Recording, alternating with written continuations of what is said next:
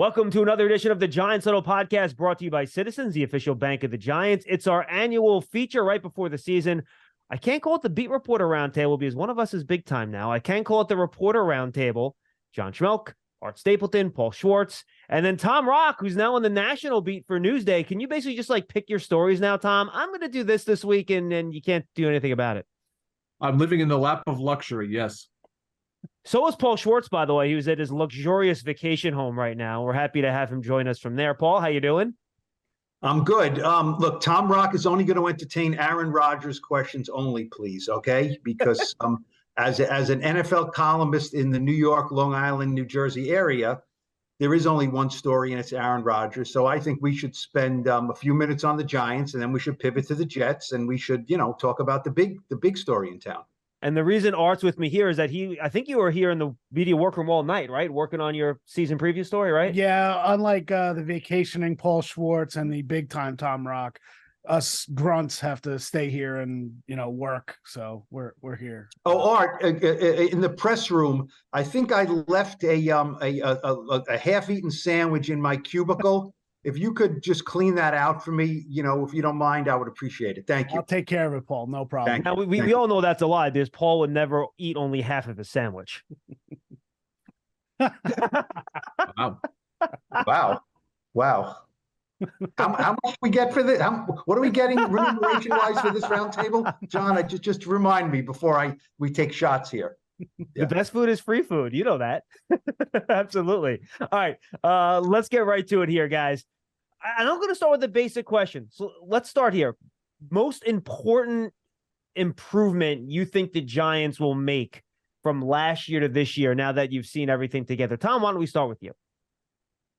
Well, I think that the most important improvement that they had to make and that they did make is to the depth of their defensive line, because as we saw at the end of the season last year, especially when they got to play Philadelphia, those two guys up front, Dexter and Leonard, they just wore out. They couldn't be on the field for all those snaps and really continue to dominate. And so I think bringing in a lot of those extra bodies, those players, you talk about Ashawn, Nacho, Riley, who they drafted. Those guys are going to be able to decrease their playing time, and I think that we're going to see more productive play from Dexter and Leonard on fewer snaps this year. And I think that's the game plan. They have to be able to stop the run. They have to be able to pressure the passer up front, and I think those guys can do it. They'll be able to do it more effectively in the second half and the fourth quarters if they're not playing 80 to 85% of the snaps. How about you, Paul? What do you think? Well, obviously the run defense and Bobby Okereke, the addition of him certainly, who, you should probably pencil him in for 130 to 150 tackles if he stays healthy. But, I'm going to go offense. I'm going to go explosive plays. This team was last in the league in pass plays of 20 or more yards. I mean, that just can't happen. And Jalen Hyatt will make sure it doesn't happen. Darren Waller will make sure it doesn't happen. Maybe if they throw the ball to Saquon more, it won't happen. And look, they gave Daniel Jones $160 million to make sure it wouldn't happen.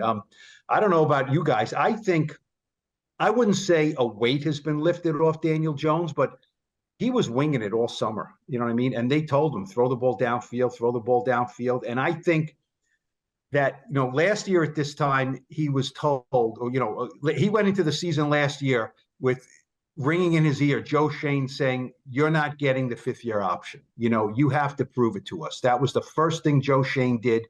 No, you're not getting the fifth-year option. What is he going into this year? $160 million contract. And so I think something has been lifted from Daniel. I think he's going to wing it. He's not going to be crazy, but he's not going to be Brett Favre out there. He's going to throw the ball down the field, and they're going to have a lot more pass plays of 20 more yards this season. All right, what do you think? Yeah, pretty much what Tom Paul said. You know what? I think the speed on offense is certainly a big thing, and I do think that Joe Shane went into the offseason knowing that the biggest improvement they needed to make on defense was that defensive line. So I do think Paul and Tom both hit those. I'll go with, the $1 million question for the Giants every year. It's the offensive line. And I think at right tackle, Evan Neal is as important a player this year, excuse me, as any player on this team. I think because if you get elevated play from Neal, I think you will kind of transform that offensive line up front. We know what Andrew Thomas is bringing at left tackle. I do think starting a rookie in John Michael Schmitz at center, you made a point in the offseason to let John Feliciano and Nick Gates both walk out the door. So you've put it all on a rookie who's looked pretty good this summer, has had some feistiness out there.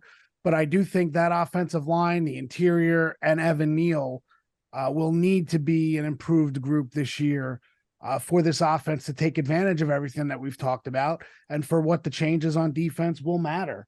And I do think it does come back to every year what they're going to do up front. And if they can finally solve that problem up front of leak here, leak there, get beat on twists, look at what happened to Neal on opening night last year against Dallas. Yep. 3 sacks. He was dominated on that side, looked completely not ready for the NFL. If he improves that week 1 game, I think they put themselves in position to really do some special things early, and that's going to be a big spot. So, Paul, I'll throw this back to you because I'm with you, Paul. I think it's the offensive weapons here, but I want to throw Art's point back to you. Do you think this offensive line is going to show significant improvement this year based on where they were towards the end of last year, where really, do we know for sure even who the starting guards are the day we're recording this, the 2 Thursdays before the season starts? I don't know how you can say, look, they're much better. I don't know how you can say they're much better on the offensive line. I think Art's point about Evan Neal is a very good one. I mean, he's in the top 2 or 3 most, whatever you want to, important, pivotal. Pivotal is a good word, yeah. Or just how there's this sense that Andrew Thomas struggled as a high draft pick as a rookie, and he got it and got better. So Evan Neal will follow suit and doing that. They're not the same player. We don't know that. I mean, just because he's the number 7 pick, from Alabama, he will follow in Andrew Thomas's footsteps. He's a different guy. He's a different player. I think he's a hard worker. He's a mountain of a man. We have no idea if he's going to make it. So they don't have an answer at right tackle if he is not the answer at right tackle. I think Josh Azuda will end up being a starting guard at some point, maybe on day 1, maybe. I think they kind of would want Bredesen to be the swing guy. And I think I know last year after the season, Joe Shane was feeling like Josh Azuda can be our starting guard next year. Look, they drafted the guy in the 3rd round, right? Why do you draft a guard in the 3rd round? To start at some point. You don't need to draft a guard in the 3rd round to be a swing guy. So I'm not ready to say that, the offensive line is much better. In my mind, there's no question that position group, again, is the biggest question mark. It has the potential, I think, to be pretty good. Pretty good. I don't think it has the potential to be great. It has potential to be a pretty good offensive line that can get things done. But it also has the potential to be less than that. So, Tom, why don't you attack the offense then? When you take a look at this, will this offense look the same as it did last year? Do you think it'll be a little bit more wide open like it was in the final few games last year against the Colts and the Vikings? What do you think this offense is going to look? And you can either take it from the O-line perspective or the weapon perspective or Daniel Jones angle, whatever you want to do. Right. Well, I mean, listen, Daniel Jones was a one touchdown a game quarterback for most of last season until he got to play the Colts and the Vikings, which were 2 of the worst defenses in the league. So, I think it's a big stretch to say that that's the Daniel Jones we're going to see all season now, because he's never really been that consistently. He was that for about 3 weeks there at the end of the regular season and the playoffs. And like I said, those were against some of the worst defenses in the league. So I'm not completely sold on that just yet. But having Waller, having Hyatt, having Wandale back once he's fully healthy and he can do what he can do. Having Saquon integrated into the passing offense, I think that there's going to be a lot more options for him to find the ball, to find open receivers, and to get the ball out and run with the ball too, because there's not going to be as many stacked boxes, trying to stop Saquon because they're going to have to be so concerned about stopping the other guys. So it's all going to work out. I think to build on what Paul said a little bit, this is definitely as pretty as Daniel Jones has been sitting in his career. He's never had quite as much going for him as a member of the Giants, and now it's up to him to prove that he can earn that contract that he got and do something with all of these toys that he's received. Or do you think Jones looks significantly different this year in his approach and just kind of his role in the offense? To me, he looks much more decisive. I think, in terms of the comfort level that comes with that, I do think early on the points that were made, the idea that, he has the contract, he doesn't have the idea in his head of, I have no fifth-year option. I have no fifth-year option. I'm playing for my football life. I mean, I don't think he's thinking that.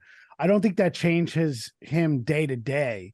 But it was kind of a cool scene that I saw in the locker room yesterday, and I had not seen it at all since I've been here. And, we've all been together. You all kind of pick things up in the locker room. Daniel Jones is sitting at his locker. Jalen Hyatt has now grabbed the locker in between Jones and Sterling Shepard, now that David Sills is out in Denver. And Cole Beasley was standing there with Daniel Jones, and they just had the tablet open. And my presumption is that Daniel Jones was breaking down routes from practice. In fact, I think it was Beasley who walked over with his pad and showed something to Daniel is how the whole thing started. Okay, so I'm correct. I thought it was Daniel's tablet. You might be right. But Daniel had control of it. And then all of a sudden, Jalen Hyatt sidles up to Daniel, and they start breaking things down on the tablet. So now it's Beasley, Jones, and Hyatt. And then Shep comes over because Jalen Hyatt says to Shepard, "Hey, Shep, what do you think of this?" And this is a rookie now bringing in the veteran, the longest tenured Giant. And then I'd say for about 3, 4, 5 minutes, it was a while. All four of them there breaking down plays on the tablet. To me, that's Daniel Jones, right? That's Daniel Jones commanding this team. That's something that Eli always used to do. Fridays, they would have their receiver meetings. Eli would always bring them together. Now, meetings are meetings, and you don't want to make comparisons, but something like that, Daniel Jones being that comfortable out in the open in the locker room. Daniel is always, he talks on his day, and you could walk up to him and talk to him, but he doesn't say anything. It just seemed like that moment to me, it struck me as, they're really breaking down this offense. This isn't about learning this offense. It's about kind of critiquing each other and seeing how they can play off of one another.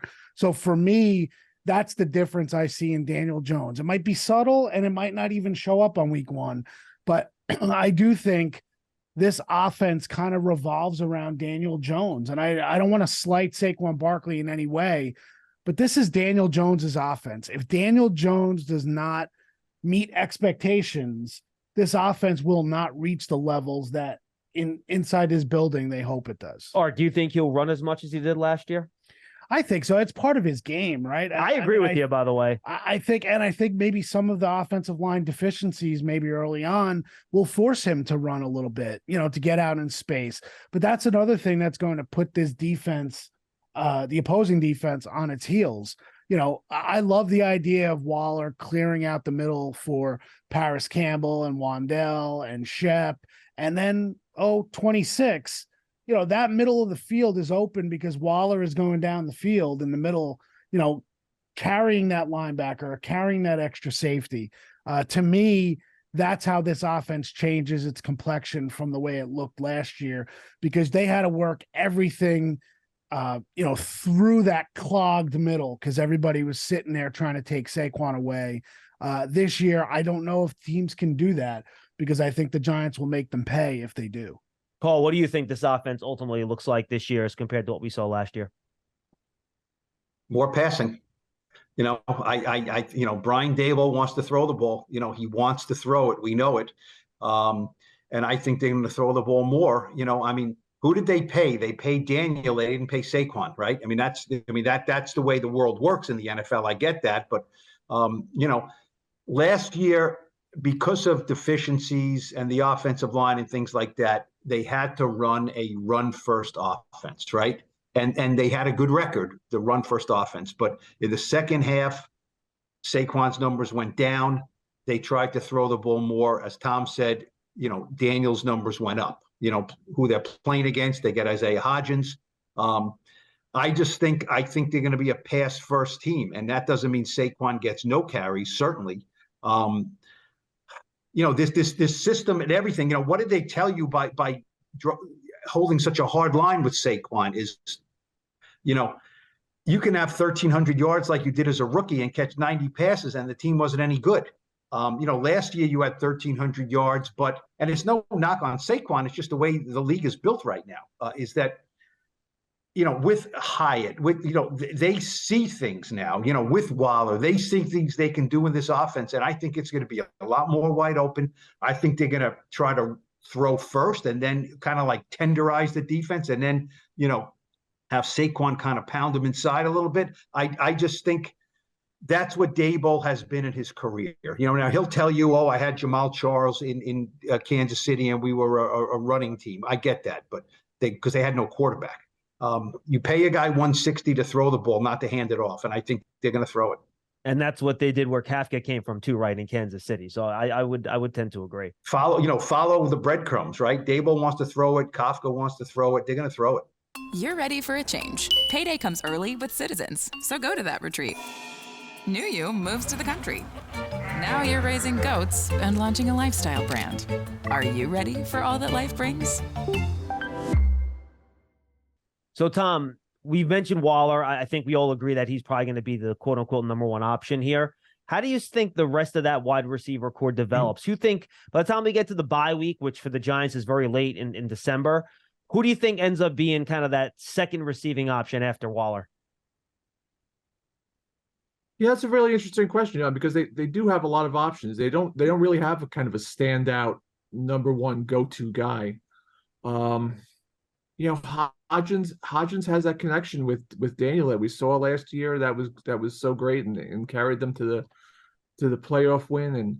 And Shep and Daniel go back a long ways. But you gotta worry, is Shep going to be healthy? And then Hyatt obviously is the explosive guy, and Campbell is so fast, and that's a really tough question. It's actually one of the things that I'm going to be watching for this season is to see who becomes that, and I think it's going to be a game to game thing probably, where they go with the ball. Wandale is the guy that I think that is supposed to be that, and whether or not he can stay healthy and play in that role that he was scripted for last year that got pulled out from underneath him when his knee buckled.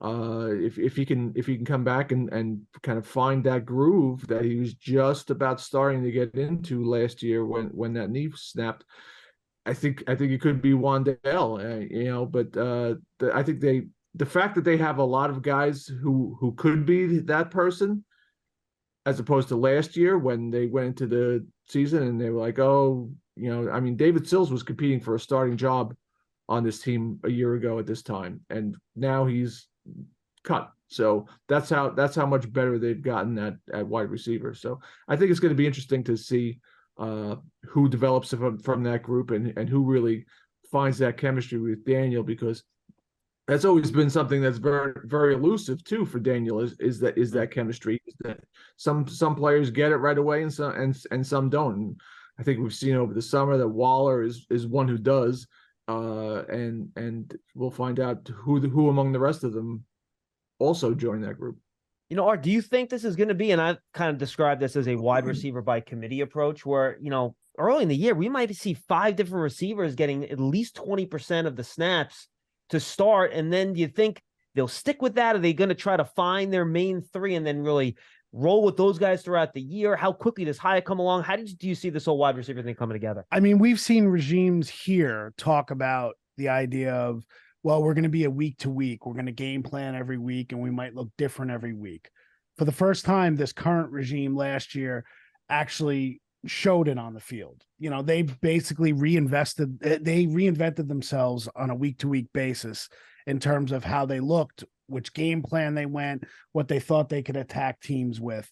So yeah, I do think that in some ways you're going to have a team that looks different every now and then.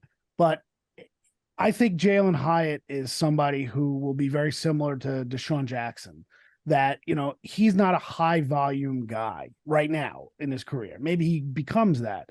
But if he gets, 4 targets a game, he can make you pay, three catches, 70 yards and a touchdown. Yeah. And all of a sudden his impact just goes from here to here. I think the volume guy is Paris Campbell, because of what I said about Waller kind of opening up that middle of the field. I think teams are going to be so focused on Darren Waller that the two guys that are going to really reap the benefits are Paris Campbell. And don't forget about Daniel Bellinger, especially in the red zone. We saw it in the second preseason game. He catches that touchdown. I was joking with him in the locker room the other day. You could have gone one or two ways when they traded for Darren Waller. The idea of, well, does that mean that they don't like Daniel Bellinger, or do they look at Daniel Bellinger and say his profile is going to be raised now because of Darren Waller? And I think Bellinger is a guy that is going to be a big part of this offense, not volume wise, but it wouldn't surprise me if Daniel Bellinger has, by beginning of November, 3-4 touchdown catches. The way this offense is built, they want to use 2 tight ends too. We talked about Dable and how much he wants to throw the ball. He wants to use tight ends. I mean, I think you're going to see a lot of 12 personnel. I think you'll see a lot of 13 personnel with Lawrence Cager being the third tight end. So it'll be very interesting to see how this offense does become. So to answer your point, I think it will look different week to week. We know the constants are in it. We know Darren Waller is not disappearing one week versus the next, but I do think that there will be guys who, also have to take advantage of injuries. We know that there are guys who, they get banged up. I mean, Shep's gotten banged up, Paris Campbell, Wandell. I mean, you've got guys in this offense that, you almost anticipate, okay, they're going to miss a game or two, down the road, because they're in that position where they're going to take a beating on the inside. So I think the depth helps, and we'll just have to see the way it plays out. But I do think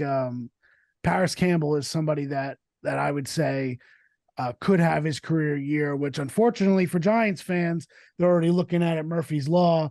Of course, Paris Campbell signs a 1-year deal, has a career year with the Giants, and now we have to try to figure out a way to pay him big money in the offseason. That's just the way things go. But that's a better option than the reverse, where he would come here and not give you anything. So we'll see how that works. Yeah, I think we already identified, right, Evan Neal as maybe one of the more pivotal players on this offense. So I'm not going to ask that question. Any of you guys have anything that you think you want to add on the offense before we head over to the defensive side of the ball?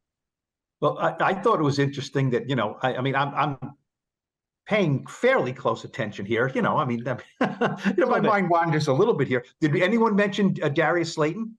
No, they did not. You're right. Right. I mean, he is probably the number 1 wide receiver right now. And we're all talking about, well, it's going to be, I agree with Art. I would, if you had asked me, put $20 on something, I would say Paris Campbell leads the team, the receivers in catches, but nobody mentioned Darius Slayton. Tom mentioned the relationship between Hodgins and the chemistry and Daniel Jones. I mean, Daniel Jones and Darius Slayton certainly have, excellent chemistry. They came in the same draft class. So it's interesting we didn't mention him. One thing Art said, which I liked, it's kind of my beat writer antenna. I've seen that the Jalen Hyatt, Deshaun Jackson kind of, he's not. I don't know if he has that kind of breathtaking speed, but that kind of, he may catch 3 catches. He may have 3 receptions for 57 yards, but one of them is a 43-yarder that busts the game open. I get that. Now, can you imagine if Jalen Hyatt has a big game against the Eagles, and we kind of can use that? I mean, look, Deshaun Jackson. Any Giant fan listening to this is going to just. They hear Deshaun Jackson, they may just turn it off and throw their laptop or something. I mean, they hate the guy, and so that would be a great, thing.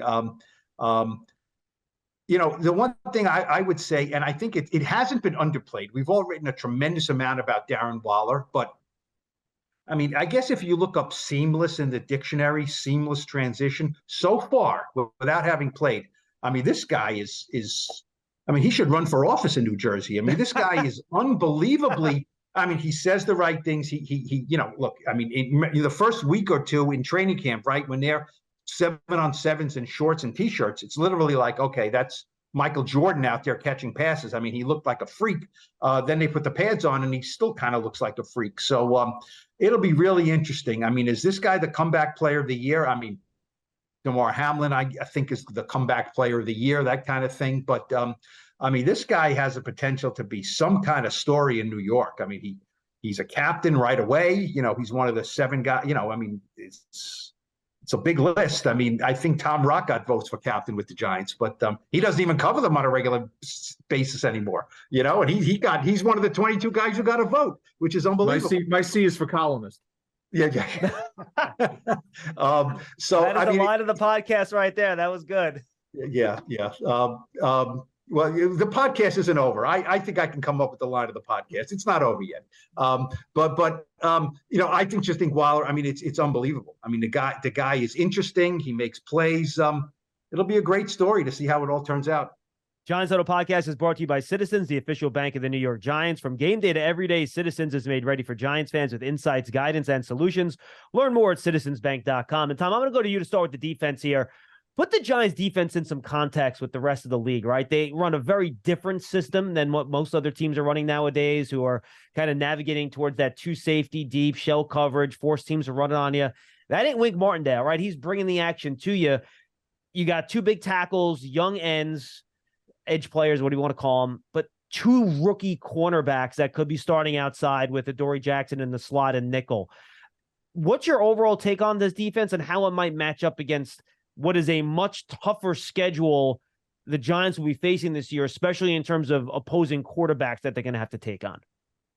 Yeah, I think when you look at the 2 edges, and I'm talking about the edges in the secondary and the edges on the line, that's where it's all got to happen, right? Because you do have those 2 rookies who could potentially be starting, which should be terrifying to a team. And it's not. The Giants seem to be embracing it. They love their guys, Banks and Hawkins there. So I think you know, at this point you just kind of have to roll with it and trust them and know what they're doing. I know Art had a similar conversation with them too. I was talking to them. Their lockers are right next to each other, and as soon as that Jets game ended, they started swapping film clips of the Cowboys receivers to each other online and starting to really dig into their first NFL opponent. We were talking, they don't really have a chance to soak it all in as their NFL dream comes true, because they're going to be right out there and boom, it's just going to be happening. And so they're kind of coming to grips with that reality right now. And I think they're both excited for it. There's going to be some growing pains there. And then you look at the edge rushers and you look at Aziz and Kayvon Thibodeau. And I think that it stands out as the place where the Giants didn't invest anything this offseason. They kind of rolled it back with those 2 guys, and you wonder why. You say, well, they weren't really that productive, and obviously Aziz was hurt and got his share of sacks, and Kayvon came on in the end, and you say, okay, well, maybe they see something there. But those guys have to really step up too, because they are as critical to this defense in their development as Evan Neal is to the development of the offensive line. So those guys have to make big jumps in terms of consistency, in terms of health, and in terms of production for this defense to go. Because if they're unable to hold those edges and make plays off those edges, then all of a sudden you're sending many more blitzes than even Wink wants to. And you have those 2 rookie cornerbacks in the back. Things can fall apart real quick. They need those guys on the edge to come through for them. So, Art, when I say Giants defense 2023, Tom kind of hit it for him. What's the first thing that comes to mind for you that you'll really be watching and either thinking or worrying about? I mean, it has to be the 2 rookie corners. I mean, I've been very impressed with Tay Banks and Trey Hawkins III this summer. But, you know, look, the lights go on opening night, Sunday Night Football, MetLife Stadium with the Cowboys. And you can make the argument that the 3 wide receivers the Cowboys are all out there probably have more pelts on the wall than who they've been going against in practice, right? Yeah, I mean, and Brandon Cooks, they're going to take a deep shot at one of them. So you got CeeDee Lamb in theory. To me, I think that's really why the Giants experimented with Adoree Jackson inside is week one, CeeDee Lamb, we want Adoree on their best player. And if CeeDee Lamb is in the slot, which is where he usually plays, and that's where we want Adoree. So, I like Tom said, I mean, I've loved every conversation I've had with Banks and Hawkins. They're a little different personalities. Hawkins is a little bit more focused. Banks's personality's really opened up a little bit. He's a lot different than, the kid at rookie minicamp who, was so nervous and wanted to do everything right, was leaning over into the microphone at his press conference, trying to make sure he did everything right. I think you have to go to those two. Because everything comes off of that, like Tom said. I mean, if the front is as dominant as they think they can be, and then you have the two corners on the outside, you allow Adoree to roam. I mean, all of a sudden you may be talking about a top 10 defense here and maybe even higher. If those corners don't hold up early on, and who knows? I mean, it's about time the Giants would hit on a 6th round pick to be a been a while starter. It's been a while. But I think that's really where it starts and ends, because then you could talk about, it allows the safeties to do more, and maybe Xavier McKinney could become more of a playmaker than just sitting back in coverage. So I think it really does start with Banks and Hawkins. Everything Tom said about Thibodeau and Ojulari is true as well. I thought it was very interesting. Thibodeau made the point at some point to say he and Ojulari need to become what Dexter and Leo are to the defensive front. And I thought that was interesting. That was the only really statement, the hyperbolic statement that Thibodeau has made this year. Last year was all about individual stuff in his mind. He had the Post-its up in his locker about all the stats he wanted, and he wanted rookie of the year and all that stuff. This year, all I heard from Thibodeau was the idea of how they need to match Leo and Dex, and they watch what Dexter Lawrence did in this defense. If there's any way that the Giants could get Kayvon Thibodeau to raise his game as far as impact to where Dexter Lawrence took his game last year, now all of a sudden you're talking about a defense that, I mentioned top 10, maybe it's even higher than that if those guys can fulfill that kind of potential. Paul is the longest tenured member on the beat. I'm going to make this easy for you. You can say anything about the defense you like. The floor is yours, my friend. I don't like the defense at all, so we can move on. No, you know what? Look, as the longest tenured beat writer, I remember the early stages of Michael Strahan's career, right?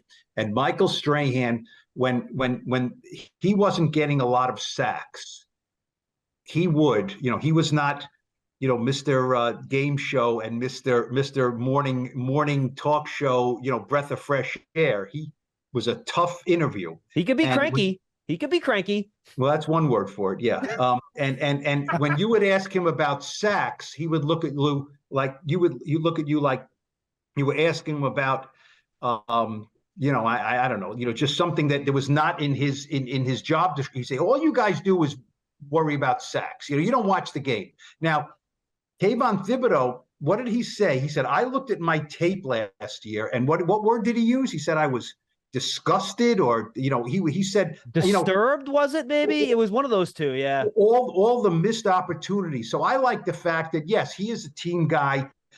My take on Thibodeau last year was he was not as good of a natural pass rusher as I thought he was going to be, and he was a better all-around defensive player than I thought he was going to be. Selfless, long arms, willing to do the thing. To lead to the thing that makes the tackle, that kind of thing. So, but he has embraced this. I need to get more sacks, and I like that instead of all you guys want to talk about is sacks. Now he's like, no, I need to cash in more to be the next player. So I like that about him. And also, I mean, you guys both, everyone's talked about, Hawkins. I mean, this is an incredible leap of faith here. I mean, this is a 6th round pick from Old Dominion. Okay, from Old Dominion. When they drafted him, I was talking a week or two ago to Jerome Henderson, the cornerbacks coach, and I said, did you know he was this good? And he said, if we thought he was this good, we would have drafted him before the 6th round. You know what I mean? It's the old Tom Brady thing. Did you know he's going to be a Hall of Famer? Of course not. we'd be idiots to wait till the 6th round. So this was more about, he's played very well. He's got great, height, weight, speed kind of things, but there was nobody there to compete against him. Let's face it. Who was going to win that outside cornerback job? They could have just left the Dory Jackson there, and then they don't have a slot corner, right? I mean, their slot corner is the Dory Jackson probably. So I'm not saying Trey Hawkins can't do it, but Deonte Banks was drafted in the 1st round. He's supposed to start soon or right away. This is we'll see. 6th-round picks from Old Dominion starting, Sunday Night Football against the Cowboys. I mean, he wouldn't be the first player that is just, too much too soon for him. So, we'll have to wait and see on that one. All right, last one on the defense, guys, before we do a couple of big picture things. Tom, we'll start with you. Impact of Isaiah Simmons and or Boogie Basham. Yeah, I mean, Simmons is going to be the fun one to watch and see how Wink moves him around, I think, because he has that flexibility. And right now they're calling him an inside linebacker, but he obviously can line up on the outside. He can rush from the edge. He can cover in the slot. He can do a lot of stuff. The one thing I don't like about Isaiah Simmons, and we talked about this yesterday, that number 19, man, that's got to go. That is an ugly number for somebody in the middle of that defense. But he can make it beautiful for them if he clicks with Wink. Yeah, I kind of see him, guys, as almost like the same role they used Landon Collins in when they brought him in late last year, where he plays close to the line of scrimmage. He's kind of like that nickel or dime linebacker safety kind of hybrid type, right, Art? Well, look, he played 6 snaps against the Jets, right? One, he was lined up on the edge. The other one, he was in the B gap. Then he was in the A gap. He made his way all the way down the line. And I think that was Wink Martindale basically saying, this is all you're going to see from Isaiah Simmons. You're going to see a little bit of everything. And just where you think he's going to be, he's not going to be the guy who rushes. He's going to be the guy who drops into coverage, which They did that on one play as well. So I think that fits into what Wink wants to do up front. You never know who's coming, who's dropping. And I think Simmons' athletic profile, I mean, no disrespect to Landon or Tony Jefferson, who were kind of in that role last year. Simmons is a different animal. I mean, 6'4", 238, and has the speed. I mean, I'm sure he's still kicking himself over not taking Rodgers down. And I'm sure Hottie's upset he didn't take Rodgers down as well. But I think Simmons is intriguing. Basham, I think, is just another, some depth. And let's see. I mean, I had familiarity with him in Buffalo, obviously. He said yesterday, Joe Shane was one of the guys, if not the guy, who was most influential in him going to Buffalo in the draft. So I thought that was interesting. And, you got Boogie, you got Nacho, you got Sexy Dexy. I mean, good defenses need nicknames, right? So maybe just because of the nicknames, forget about the number thing that Tom mentioned. The nicknames will elevate this defense to be able to do some things that they really have not been able to do in really a decade or so. Paul's back page guys are just salivating at the opportunities for all those nicknames, Paul. Boogie's a good one, yeah. Who else we got? Yeah, Nacho. Yeah, I mean, it's he's going to have to do a heck of a lot to get on the back page of the New York Post. You know what I mean? I can see you guys like superimposing his face on like a gigantic nacho, though. I could see you do something like that. John, stay in your lane, please. Okay. Stay in your lane.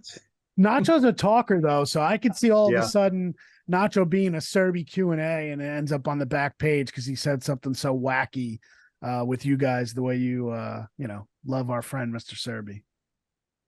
Absolutely. All right. Giant fans love a winner. It's why they love Citizens, named the 2022 best bank in the U.S. by The Banker. As the official bank of the Giants and sponsor of the Huddle, Citizens is made ready for fans of Big Blue.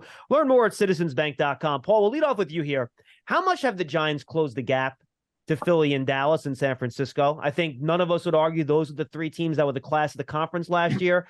They're the only 3 teams in the conference with a point differential, I think, plus 30 or better. They were all plus 120 or better. So how much have the Giants, you think, closed the gap with those 2 teams in what's a really tough division? All right.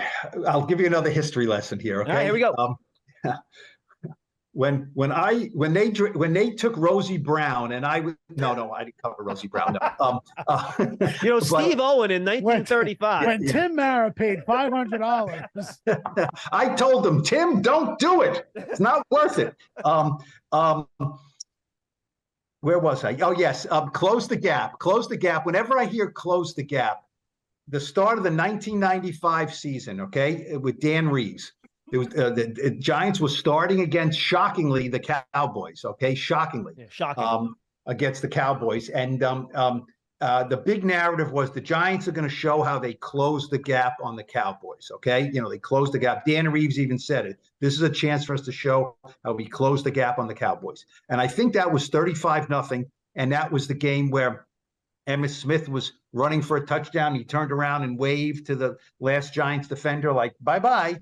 And I remember we asked Dan Reeves afterwards, well, do you think you closed the gap on the Cowboys? And he said, in that drawl, he said, that gap's pretty probably not damn. That gap's pretty darn big still. It's like, yeah, that was a pretty big gap still. I mean, I'm not willing to say they've closed the gap at all on the Eagles because, I think all of us have some kind of shock about the way the Eagles just manhandle them. I always think the Cowboys are better than they are. You know what I mean? I think the Giants are definitely the better coach team in that. I agree. Look, they'll play the Cowboys in week 1. They play the 49ers in week 3, right? That's the third game in 12 days. So we'll know pretty quickly. I'm not into this close the gap stuff. I mean, I think the Eagles are still appreciably better than the Giants. I think the Cowboys should be picked ahead of the Giants. I will pick them ahead of the Giants right now. The 49ers I would pick in the NFC ahead of the Giants. So, the Giants went 0-5, as we know, 0-4 in the regular season, 0-5 against the division. And you can't keep on finishing third place in the division and expecting to be making the playoffs every year. You just can't do it because now you're narrowing the field of the wild card guys because you have a team in the division that's in the wild card that's ahead of you. So, that just doesn't fly anymore. They have to, win they have to beat the Cowboys once this year, and they probably have to beat the Eagles once this year. I'm not asking for miracles in order to, really raise your profile in the division, which is the first thing you have to do. So close the gap. I'm not buying it right now. We'll see, but I need to see it. And by the way, that's assuming like a sweep against Washington, which isn't assured. Obviously, they got a nice roster. We'll see what Sam Howell They didn't sweep last year. Exactly. It wasn't a sweep. Yeah, they tied against them once, Paul. 100% correct. So, Art, what are your thoughts of kind of where this NFC East kind of stands and where the Giants look, heading into this season? Well, it's weird because head to head with Philly, it feels like you're not going to see Philly until 2026. You almost don't see them until 2024. The idea is that you have to wait until Christmas to see Philly for the first time. And then you never know what week 18 is going to look like. Like last year. What Philly needs, who would have expected Philly was the one that would play the starters and the Giants wouldn't. It all comes down to the Cowboys. Let's be honest. The Giants thought they were closer on Thanksgiving last year against the Cowboys than maybe the final score indicated. If you remember week 3, that primetime game at MetLife, Saquon runs for that touchdown middle of the third quarter. Giants had the lead. And it wasn't Dak Prescott. It was Cooper Rush that ended up coming back and beating them that night. So I think the Giants were a lot closer to the Cowboys than maybe people gave them credit for last year in their individual head-to-head meetings. So week 1, we're going to find out. I mean, they have to send a message for themselves, prove to themselves that they're here and they are, better than maybe some people think. And, like Paul said, you can't go 0-4 against the top 2 teams in your division and expect to continue to make the playoffs again. 7 teams in. Can you be the third again?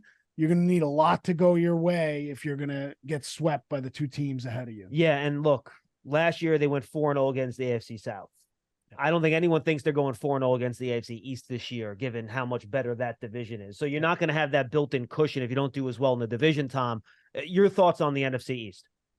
Yeah, it's all about the division and the Eagles, some of the things the Eagles are doing remind me of how the Giants acted when they came off some of their recent Super Bowls, where they just kind of roll everybody back and hope that it happens again. And a lot of those guys were talking about retiring after last season, and now all of a sudden they're back and they're going to be key players. And you kind of wonder how that affects the mentality and the drive of the team.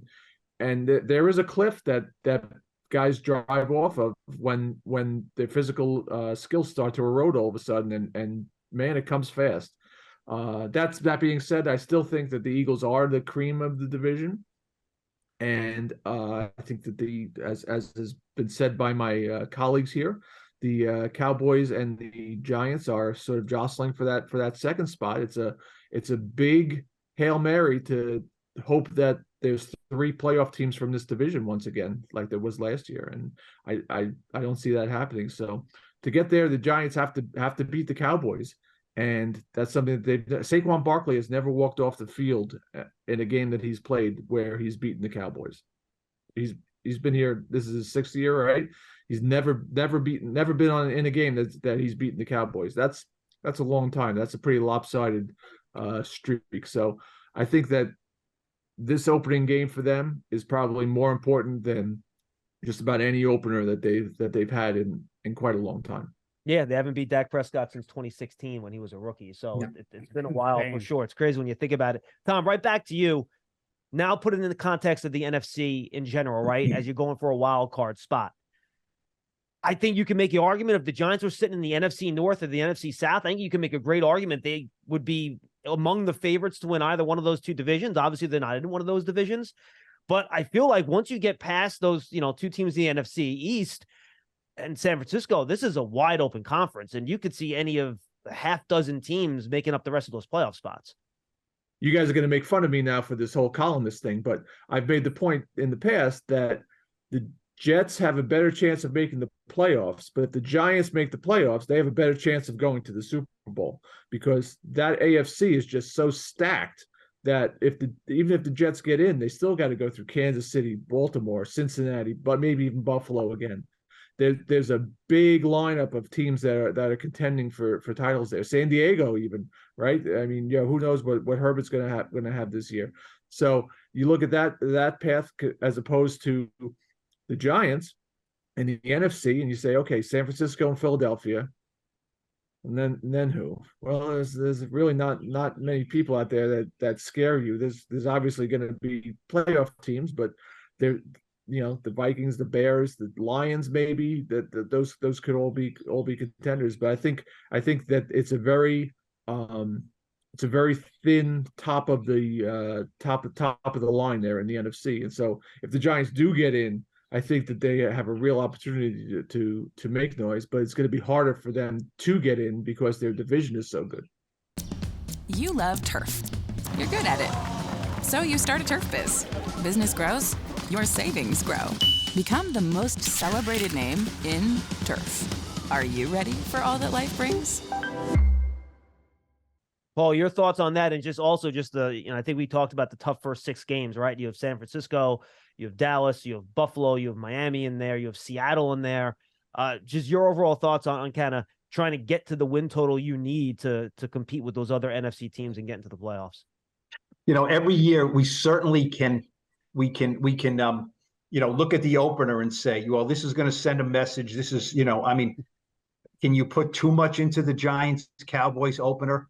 Of course you can put too much into it, but I mean, if they beat the Cowboys and then the narrative is, well, it doesn't mean anything if they don't beat the Cardinals the next week, right? Because the Cardinals might be the worst team in football, but it's a long trip and maybe they'll be looking ahead to the 49ers on Thursday night. And we all do it. We go week to week and then we say, okay, well, if they lose this game, then they might have 2 losses in a row because of this. Look, I mean, I think the one must win on the whole schedule is the Cardinal game because you have to beat the Cardinals because they stink, right? They look like they're tanking. If you look, I mean, I think we all would agree that the Giants are an ascending team. To what degree, is the key, I would think. And what Tom said about the conference, I mean, the 49ers are really good. Are the Seahawks ascending? The Rams are not ascending. The Cardinals are plummeting. The Vikings, I think, I wouldn't call them ascending. I would say kind of neutral, pretty good team. The Lions are ascending, we all think, right? Packers are definitely not ascending. The Bears are trying with a young quarterback there. I don't look at them as ascending. I don't look at anyone in the NFC South as an ascending team. They got all kinds of quarterback craziness in that division. So, the Giants have a chance in the conference, yes, but unfortunately, they have like the third nicest house in a neighborhood.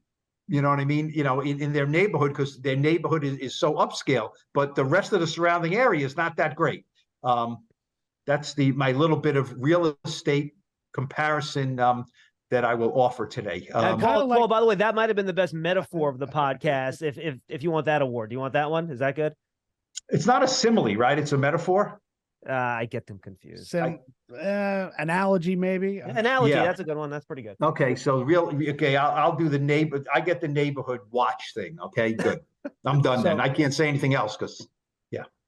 So the way Tom and Paul are throwing out lines in here and analogies, I guess I'm the Giants of the three reporters that are on here with you today. I get to be the third, and it's my house is pretty nice too.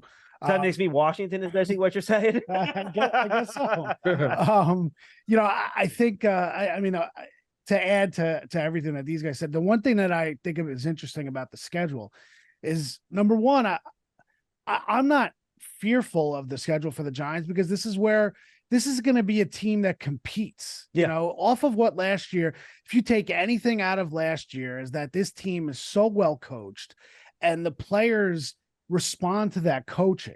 That you're not blowing smoke by saying, oh, these guys are so well coached. We saw it week in, week out. They went and competed in situations where, quite frankly, there were a lot of people, including probably the four of us, who thought, you know what, they may get their doors blown off. Week 1 in Tennessee, against Baltimore when they came back from London, Green Bay against Green Bay. So they showed mettle. Now it's a different team, but you have a lot of the same makeup, the character of this team, the important players on this team are back this year, still with something to prove.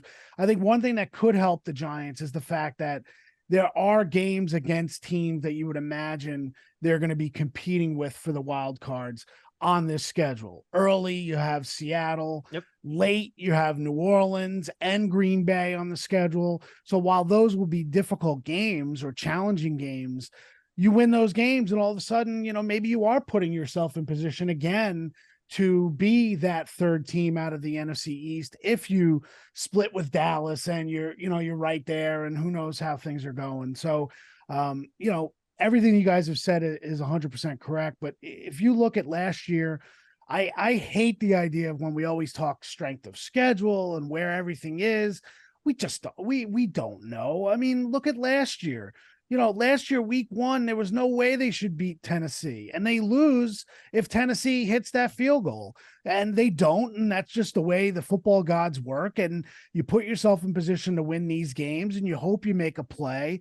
The game in London, Aaron Rodgers had 4 shots from, I think, the 12-yard line to get in the end zone and essentially beat them in London last year. You had Kayvon knock down a pass, and then Xavier McKinney knocks down a pass. And you look at it and you go, how did they win that game? Dude, how about the Ravens illegal procedure penalty that took the third down back in the game? It was a lot of crazy things late. You could point to always things, you go back to Super Bowl 42 and, Ty Law doesn't drop that interception. Asante Samuel. Samuel, sorry. Yep. And then you go, 46 and, who knows if, I think it was Welker, right, who dropped the pass. Or go back to the NFC title game with the muff punts. I mean, that's the way football is. When you watch this enough, and we all have watched this enough, and you have the institutional knowledge of the Giants, I think there are things that are going to happen this year that we didn't see coming. But the one guarantee, the one constant, I believe, is that this team is heading in the right direction. Like Paul said, it's ascending. Yep. I think some of the players are really good. I mean, you could end the season having the best left tackle and the best defensive tackle in football. Yep. That, to me, in this situation, sets them up for a lot of success, and they're under contract until like 2045 or something like that. So I think they're ascending. I'm excited to cover this team because I think there are going to be a lot of good things and a lot of important games on the schedule to cover that we just really can't predict. Whereas, as we've seen the last decade or so, there have been a lot of weeks where you've gone in and going, I know what I'm going to see. And I don't know if this player is going to be here next year, or this player or that player. I think they're building something. And that, to me, that's fun. All right, final whip around the table here. We'll give our predictions. We never get them wrong here. We're right every year. We all had the Giants in the playoffs last year. We nailed it. So take this to the bank, folks. I'll go first. I said this on our Big Blue Kickoff Live NFL preview show. So go check that out, by the way. I got the Giants at 9-8, third place NFC East, but I do have them getting a wild card spot. And I have my Super Bowl champion as the Bengals, and I had a little bit of a surprise in the NFC. I had the Bengals beating Dallas in the Super Bowl coming out of the NFC. So those are my two. Paul, why don't we go to you for yours? I picked the Giants at 7-10 last year. Okay. And the most common reaction was you're being optimistic. You're being optimistic at 7-10. They won 9 games. I don't see why they can't win one more game than they did last year. They're better. I agree with Art with the schedule. I'm putting the schedule off on the side. The schedule is the schedule. We don't know what's going to happen with these teams. So I think that I'm going to pick them for 10-7.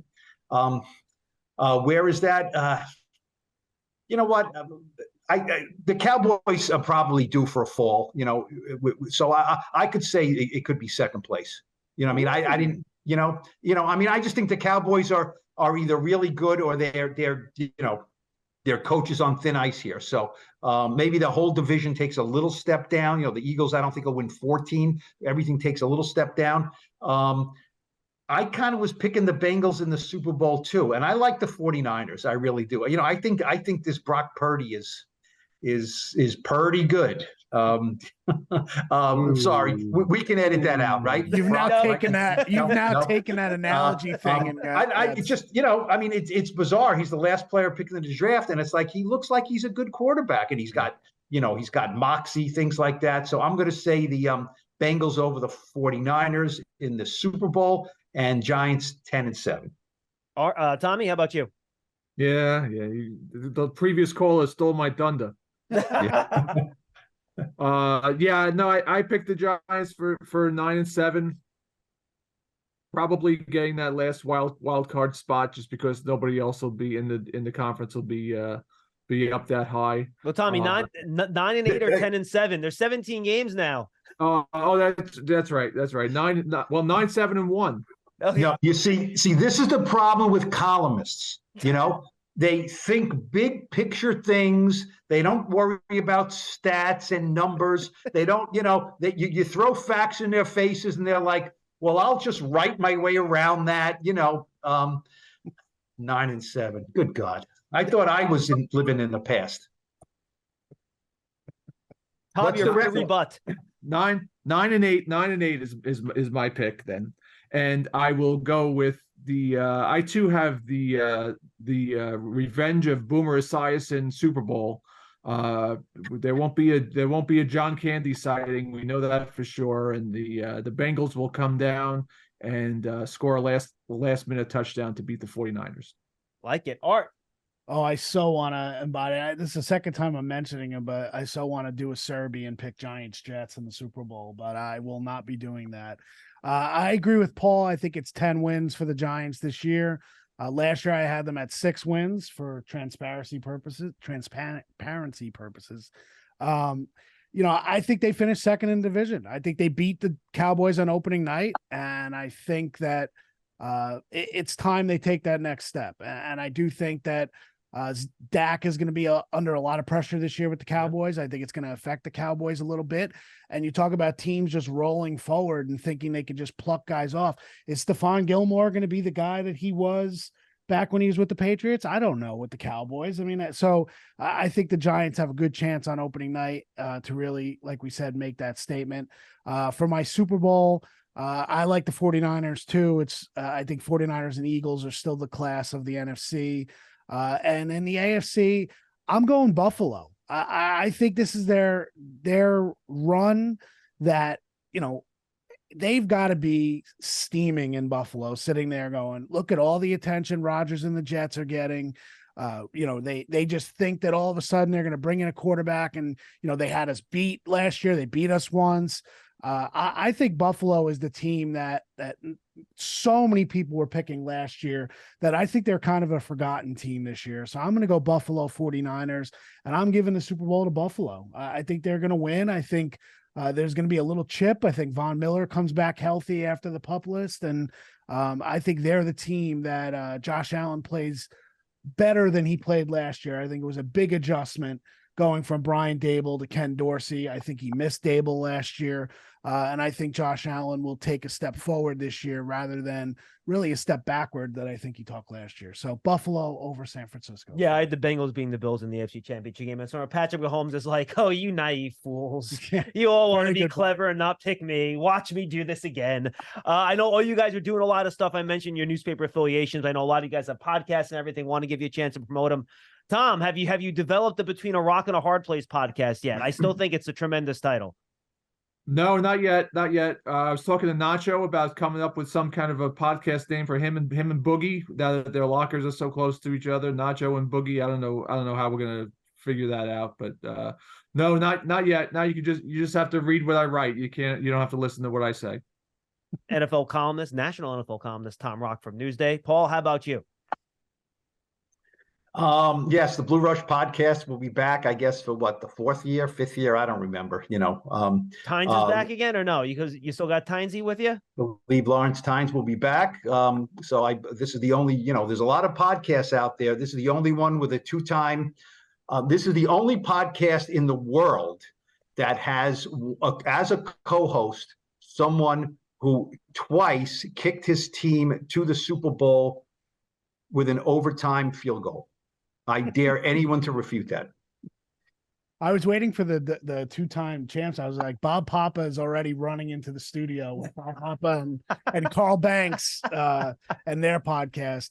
My podcast is All In with Art Stapleton. Some guy does it. And we started up a newsletter. I know Paul has his newsletter, but it's All In with the Giants. You can check that out. It has all my coverage every week. So appreciate it. Well, everybody, make sure you go check out everything these guys are doing. We all joke with each other. We take shots at each other. But really, guys, thank you for doing this. You do it because I think you think it's fun and enjoyable. But I appreciate you. Paul's on vacation, taking time. Tom, everyone's starting their Labor Day weekends. Art, I really appreciate you coming and doing this. Thank you, guys. I know the fans love it. It's one of my favorite podcasts to do every year.